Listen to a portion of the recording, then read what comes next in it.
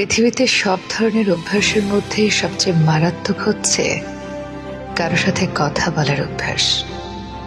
এই অভ্যাসটা 2-1 দিনে হয় না, নিয়ম করে রোজ একটু একটু করে কথা হয়, তারপর আস্তে আস্তে মায়া জন্মায়।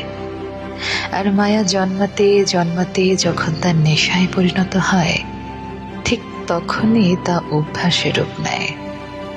এই যে কারো সাথে কথা বলার যে অভ্যাস আপনার অজান্তেই সৃষ্টি হয়, আপনার ভালো থাকার সম্পূর্ণ নিয়ন্ত্রণ আপনি হারিয়ে ফেলবেন। তখন কথা হওয়ার মুহূর্তে হঠাৎ কথা না হওয়া আপনাকে আরো চরম ডিপ্রেশনে ফেলে দিবে।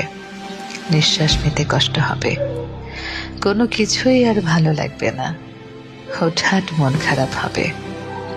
তার মানে এই নয় কারো সাথে কথা বলাটা বাজে অভ্যাস। কারোর সাথে কথা বলতে ভালো লাগতেই পারে, কিন্তু তাই বলে যদি সেটা আপনার নিত্যদিনের অভ্যাসে পরিণত হয়, তবে আপনার আর কস্মিন কালেও ভালো থাকাটা হয়ে উঠবে না। কথায় মায়া বাড়ে, আর মায়ায় লিপ্তে থাকে যন্ত্রণা, একাকিত্ব, বিষাদ। যদি মনে হয় কারো প্রতি একতরফা ভাবে আপনি ডুবে যাচ্ছেন, তবে নিজেকে থামান। নিজেকে ততটুকুই নিয়ন্ত্রণে রাখুন যতটুকু নিয়ন্ত্রণে রাখলে হুট করে কথা বন্ধ হয়ে গেলেও অন্তত নিজেকে নিঃস্ব মনে হবে না।